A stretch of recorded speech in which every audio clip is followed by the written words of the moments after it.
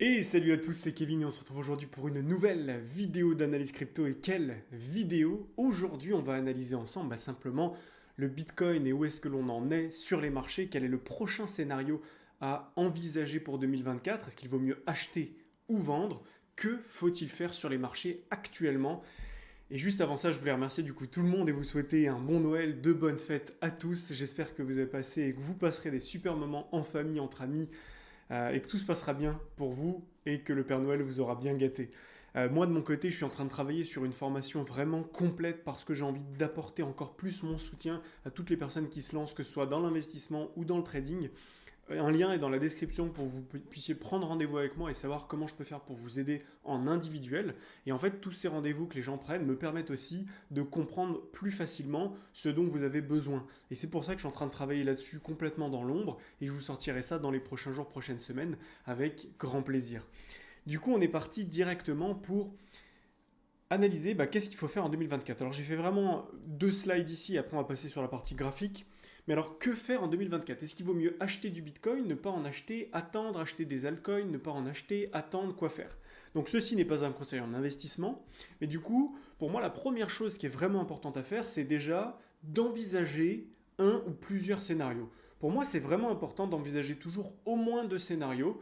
Les gens qui disent qu'il faut envisager qu'un seul scénario, pour moi, font une grosse erreur. C'est-à-dire que si vous vous dites c'est sûr que ça monte, vous allez avoir un biais complètement haussier et du coup, vous n'allez pas du tout être balancé dans votre tête, vous allez être complètement déséquilibré. Et pour moi, c'est une grosse erreur que font beaucoup de gens. Donc, important d'avoir deux scénarios qu'on envisage au minimum et un troisième scénario si c'est possible. Mais en tout cas, au minimum deux scénarios. Donc, moi, les deux scénarios que j'envisage aujourd'hui, le premier, c'est que, ok, le bull run a déjà commencé. Le bull run a déjà démarré, il va durer encore pendant un an et demi, mais le bull run, globalement, il a démarré, et là, on est vraiment qu'au début du pump des altcoins qui peuvent encore faire x5, x6, x7, x10, voire plus pour d'autres. Pour quelle raison? Du coup, non. Qu'est-ce qui va se passer si le bull run a déjà démarré? On va avoir que des baisses qui sont légères et un cours qui va s'apprécier énormément. On va avoir un nouvel ATH sur BTC, on va avoir un nouvel ATH sur Ethereum. Et globalement, il y a plein d'autres alts qui peuvent exploser. Donc là, on est vraiment dans une vision plus long terme et on a envie d'investir pour garder les actifs très longtemps dans notre portefeuille. Deuxième scénario, le bull run n'a pas encore démarré.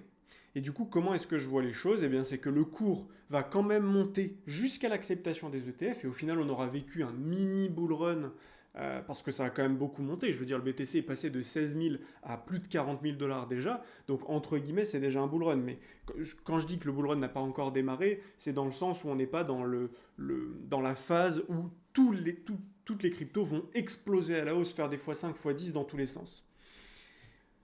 Du coup, ça va monter encore quelques jours, quelques semaines suite à l'arrivée des ETF. Donc l'arrivée des ETF devrait arriver en janvier, entre le 3 et le 10 janvier logiquement. Et du coup, ensuite, on pourra avoir une augmentation du cours et des cours des alts entre janvier, février et jusqu'à peut-être mars-avril. Et enfin, on aura une grosse distribution qui va arriver alors que le BTC sera aux alentours des 50 000 dollars, voire plus, mais en tout cas, c'est ce que j'imagine dans mon deuxième scénario. Dans tous les cas, j'imagine aujourd'hui dans ces deux scénarios une hausse du BTC, une hausse de beaucoup d'altcoins potentiellement. Ce qui va changer par contre, c'est la durée et les gains visés. Dans le premier scénario, on va avoir un BTC qui va vraiment faire un nouvel ATH, l'Ethereum aussi, plein d'alts qui vont exploser, faire des x5, x10. Dans le deuxième scénario, je vois quelque chose de beaucoup plus mesuré, avec un BTC qui ne fait pas spécialement de nouvel ATH, un Ethereum qui ne fait pas de nouvel ATH, les alts qui sous-performent le BTC de manière globale, et oui, bien sûr, certaines cryptos qui peuvent exploser, mais en tout cas beaucoup moins que dans le scénario 1. Du coup, maintenant qu'on s'est posé ça, maintenant la question c'est quel est le scénario qu'on va envisager? Eh bien, pour ma part, je vais envisager le scénario 2, c'est-à-dire le scénario qu'on a vu juste ici, le bull run n'a pas encore démarré. Du coup, moi, je vois bien un cours qui continue de s'apprécier dans les prochains jours, prochaines semaines et les quelques prochains mois, les 2-3 prochains mois grand max. Et pour quelle raison est-ce que je choisis ce scénario 2? Première raison, pour moi, il n'y a pas de situation économique mondiale qui est excellente. On est dans une situation économique qui est très compliquée. Alors oui, la Fed a fait en sorte de réduire l'inflation, mais elle pointe toujours le bout de son nez parce que je pense qu'on a besoin d'avoir euh, euh, un gros pic sur les marchés qui soit beaucoup plus violent que ce qu'on a connu jusqu'à maintenant pour pouvoir vraiment assainir les marchés. On a besoin d'avoir un gros crack boursier avec vraiment des entreprises qui font faillite, des banques qui font faillite, qui se passe quelque chose autour de l'immobilier aussi, mais vraiment quelque chose de beaucoup plus solide, pour ensuite repartir et reconstruire quelque chose de propre. Deuxième chose, c'est qu'on n'a pas d'argent frais qui rentre aujourd'hui sur le marché via la planche à billets. Je vous rappelle que depuis très longtemps, on a de l'argent qui rentre massivement dans les marchés financiers, que ce soit les cryptos et le marché de la bourse. Et typiquement, je vais vous montrer quelque chose d'intéressant. En mars 2023, le 14 mars 2023, on avait la Fed qui actionnait la planche à billets pour sauver les banques. Donc ils avaient annoncé qu'ils renflouaient les banques, pour cela un plan de soutien de 25 milliards. Ça c'était le 14 mars 2023. Et si vous regardez le cours du BTC, on va prendre le 14 mars 2023. Qu'est-ce qui s'est passé? Ici on a fait notre W Weekly Bottom. Ici, donc on a fait W. Ensuite on a commencé à monter. On a sorti tout le monde qui avait mis leur stop en dessous de ce point et en dessous de ça, en dessous de ces stops, enfin en dessous de ces points bas, en dessous de ces points bas. Là, ici, on est le 10 mars. 11, 12, 13, 14. Donc le 14 mars, on est là. Globalement, on a sorti tout le monde. Derrière, on rebondit et on part à la hausse et on fait que monter. Donc à partir du 14 mars, planche à billets, etc. Et le cours a explosé à la hausse. Donc ça, c'est très bien. Ensuite, qu'est-ce qui s'est passé? La planche à billets s'est calmée. Et on a eu ensuite une accélération du cours qui a quand même suivi. Pourquoi? Parce qu'on a les ETF, donc on est en train de vraiment courir sur les ETF ici. Tant que les ETF ne sont pas arrivés sur Bitcoin, on a un cours qui continue de monter. Mais par contre, le jour où ça arrive, potentiellement, il n'y aura plus beaucoup de jus pour faire monter les cours. Donc ça, c'est quelque chose que j'ai envie de vraiment prendre en compte. Donc pas de nouvel argent frais qui rentre via la planche à billets actuellement. Troisième chose, une situation immobilière qui est catastrophique dans le monde, que ce soit la Chine, les États-Unis, et de manière vraiment plus globale, l'entièreté du monde. On a des nouvelles maladies qui arrivent, encore. On a la maladie, je crois qu'ils appellent la maladie de Chine. On a plein d'autres maladies qui sont en train d'arriver. Et c'est vraiment, vraiment malheureux, mais du coup, c'est encore un contexte qui peut nous apporter beaucoup de mauvaises nouvelles dans le monde et qui peut faire beaucoup ralentir l'économie en 2024. On a une récession économique qui est bien présente et qui n'a pas encore explosé, selon moi. Comme je le disais, pour moi, il faut qu'il y ait un pic beaucoup plus important sur les marchés pour, comme on a connu avec la bulle, l'explosion de la bulle suite à Internet, comment ça s'appelle, suite à toute la partie pétrolière, j'ai perdu le nom, mais c'est pas grave, on a eu une grosse chute également, et on a souvent comme ça dans l'histoire plusieurs chutes des cours qui sont vraiment catastrophiques, et je pense qu'on pourra avoir encore ça sur les marchés en 2024. On a les pays qui connaissent une augmentation importante de l'insécurité, et pour moi c'est encore un point qui est important, parce que si vous avez une insécurité qui est trop importante, ça fait augmenter les extrêmes dans les pays, et donc ça augmente par nature, quand les deux extrêmes de chaque côté montent, eh bien, vu qu'ils sont vraiment l'un contre l'autre, eh bien, ça augmente aussi les potentiels de révolte, les potentiels de guerre civile, etc. Et ça, c'est pas une bonne chose pour faire monter les marchés. Donc voilà les différentes raisons qui me font choisir le scénario 2. Plein de raisons techniques aussi, plein de raisons graphiques, mais là je parle vraiment d'un point de vue plus psychologique et économique. Voilà à quoi je pense. Maintenant qu'on a dit ça, qu'est-ce que ça nous dit sur les marchés? Et qu'est-ce que moi j'envisage pour la suite? Alors BTC. Aujourd'hui, on est dans un marché extrêmement haussier. On a cassé les 0,382 ici. Prochaine target, du coup, c'est au-dessus de ce point, donc au-dessus des 48 100 $. Et ça tombe bien puisque c'est notre zone de rechargement entre 48 500 et 57 600 $. Donc ça, c'est notre prochaine target sur BTC. Globalement, on pourra encore faire, par rapport à aujourd'hui, entre plus 15 et plus 35%. Donc qui pourrait nous faire une accélération, un pic d'accélération, avec globalement, on temporise, arrivée des ETF, explosion à la hausse, et derrière, on voit ce que le cours nous fait. Donc, actuellement, on a deux scénarios possibles, graphiquement parlant. Premier scénario en rouge ici, on a un cours qui monte lentement, qui vient récupérer la liquidité au-dessus des 44 500 $, et derrière, arrivée des ETF, et là, on a vraiment un marché qui réintègre, et ça, dans ce cas-là, c'est vraiment pas bon. Et on a une chute du BTC qui vient chercher tous les stops, et donc globalement qui vient se loger en dessous des 33 000 $ minimum. Deuxième scénario que j'envisage actuellement, graphiquement parlant, c'est un cours qui va chuter dès maintenant pour venir récupérer la liquidité en dessous des 40 000 $, des 40 200 $, qui vient récupérer la liquidité, qui réintègre. Et si on réintègre ici, c'est un super point d'entrée, puisque derrière, on pourrait surfer toute la hausse ici, tant que les ETF ne sont pas arrivés.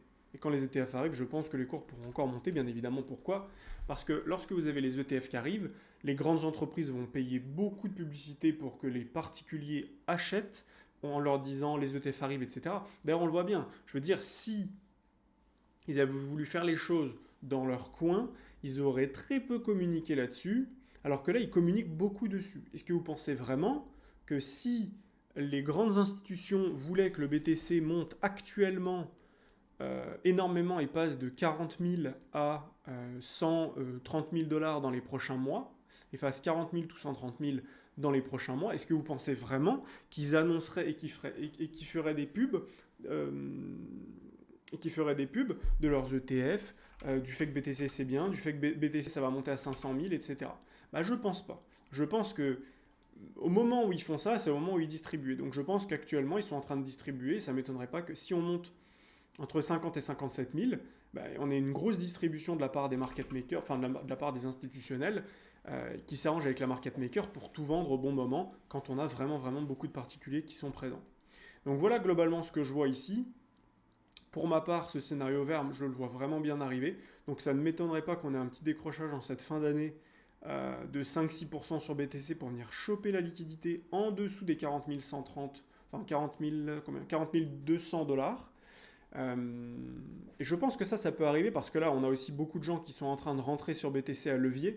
Donc ça ne m'étonnerait pas qu'on vienne les sortir. Et si on réintègre directement, super point d'entrée. Et ici, l'objectif, c'est d'aller faire un nouveau plus haut par la suite.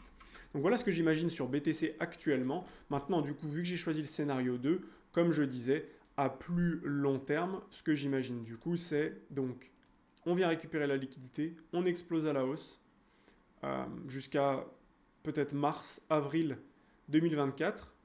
Et là, ce qui pourrait être intéressant, c'est si on monte jusqu'à mars-avril 2024 et qu'on a là le halving du BTC, ça peut être un super moment pour vendre encore une fois.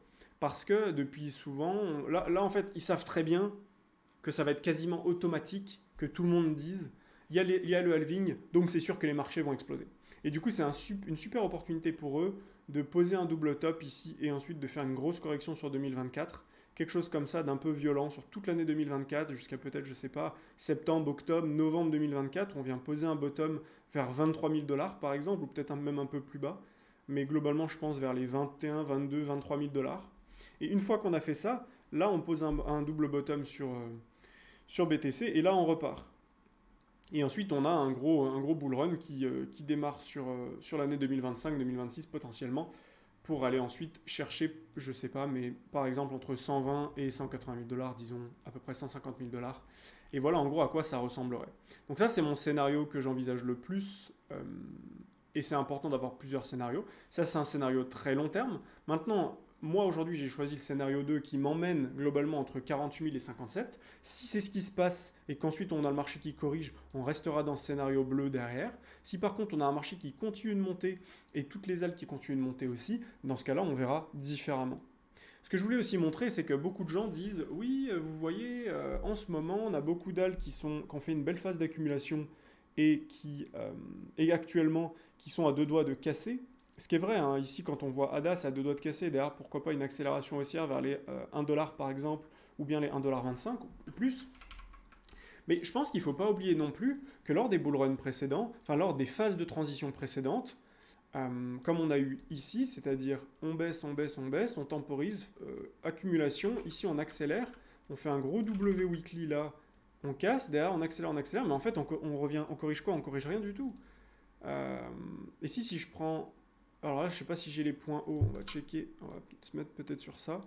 Ouais, voilà, ce sera mieux. Mais du coup, ici, si on prend ADA Cardano, par exemple, qu'on prend le point haut de ADA Cardano en 2018, qu'on prend le point bas ensuite, et qu'on regarde pendant la phase de transition ici le pump qu'on a eu, c'est-à-dire que oui, ici on a fait W weekly et derrière on a explosé de plus de 100%, mais pour autant, je veux dire, le marché n'est pas du tout monté, n'est pas du tout venu récupérer les 0,236, les 0,382 ou encore moins les 0,618. Donc pour moi, ça restait, oui, il y a eu une grosse phase de pump ici, mais c'est une phase d'accumulation avant un retracement sur l'année d'après, et après on monte. Et donc, ici, on pourrait très bien, oui, avoir une accélération dès maintenant, mais il ne faut pas, je pense, ne pas oublier non plus que on pourrait très bien être dans le même scénario où en fait actuellement, eh ben, on a plein d'alts qui sont comme ceci, c'est-à-dire qui ont beaucoup pump, c'est très bien, comme ça, ici, qui peuvent, oui, il y en a certaines qui peuvent monter encore un peu, mais qui n'ont pas nécessairement besoin d'exploser jusqu'au 0,618 pour ensuite refaire un point bas, recorriger sur une année entière ou quasiment, et ensuite repartir à la hausse. Donc je pense que c'est vraiment une erreur, je vois ça de plus en plus sur les réseaux, donc c'est un peu un truc que je pense beaucoup de gens n'ont pas compris, c'est que les marchés ici n'ont pas besoin, toutes les altes en fait ne vont pas potentiellement faire ça avant de corriger puis repartir. On peut très bien dès maintenant, dans les prochaines semaines, avoir quelques petites hausses encore des altes, mais pas plus que ça. Bien sûr, certaines altes qui vont exploser quand on voit le Solana par exemple, mais plein d'altes qui vont pas spécialement plus bouger que ça et qui vont faire une hausse comme ils l'ont fait en 2019, ensuite une correction sur toute l'année 2020 et ensuite une reprise courant fin 2020. Et donc ça pourrait être un petit peu la même chose qu'on vivrait ici et là, avec un pic dès maintenant ou dans les prochains jours, prochaines semaines. Ensuite on corrige sur 2024 et ensuite on repart en 2024, en 2025 avec une explosion et là une accélération complète. Donc voilà ce que je voulais vous partager. Quand on voit ça sur Ada Cardano, quand on voit le S&P 500 qui a deux doigts de faire son plus haut, son plus haut historique, son ATH, bah ici c'est intéressant aussi parce que comment va se comporter le S&P 500? Est-ce qu'il va simplement venir récupérer de la liquidité, ensuite corriger, réintégrer? Si ça réintègre, c'est très mauvais. Et là, ça va vraiment puer à l'échelle mondiale, parce que si ça casse et que ça réintègre, il y a de grandes probabilités qu'on ait le marché qui vienne au moins retester les plus bas ici pour faire un double bottom, soit cette fois-ci réintégrer et avoir une correction beaucoup plus profonde. Et donc ça, si on a une cassure ici qu'on réintègre sur 2024, on peut avoir une correction ici, tout 2024, et après on se reprend ici, par exemple là-dedans, double bottom, et après on repart à la hausse. Donc voilà ce qu'on pourrait envisager. En tout cas, moi c'est plutôt ce que j'envisage pour le moment. Je ne vois pas pour quelle raison est-ce qu'on partirait en bull run dès maintenant, que ce soit sur Doge, que ce soit sur XRP ou que ce soit sur plein d'autres cryptos. On a encore beaucoup de liquidités qu'on peut venir récupérer. Quand on voit sur XRP par exemple ça, on avait posé des bottoms. Oui, on a explosé à la hausse et d'ailleurs on est venu récupérer ces bottoms. Et on a vraiment la sensation d'avoir la même chose ici. Alors là pour le coup on a eu une explosion énorme en 2018. On a eu une explosion beaucoup moins importante en 2021. Mais ici j'ai vraiment la sensation qu'on refait la même chose. C'est-à-dire on est en train d'accumuler plein de stops. Beaucoup de gens sont en train de commencer à rentrer massivement, ce qui peut faire accélérer un petit peu les cours. Et attention, si derrière on a des réintégrations suite à des cassures, ça peut vraiment faire mal et aller beaucoup plus bas. Donc voilà ce que moi j'envisage. Je sais que beaucoup de gens ne seront pas d'accord, mais le plus important c'est d'avoir un plan. Et c'est vraiment ce que j'ai noté ici. Que faire? Choisir ces scénarios. Ensuite, sélectionner un des deux scénarios et mettre en place une stratégie complète pour savoir comment investir. Quand je parle de stratégie, c'est des choses que j'apprends à mes élèves, que j'accompagne en individuel. Le lien est dans la description si vous voulez en faire partie. Si vous êtes vraiment sérieux dans l'investissement ou dans le trading, prenez rendez-vous et on en parlera ensemble. Donc voilà, j'espère que cette vidéo vous a plu. Si c'est le cas, n'hésitez pas à vous abonner. On est déjà 1100, plus de 1100 personnes sur la chaîne. Donc merci à tous et je vous souhaite de bonnes fêtes. Et je vous dis à très vite pour de prochaines vidéos. Ciao, ciao.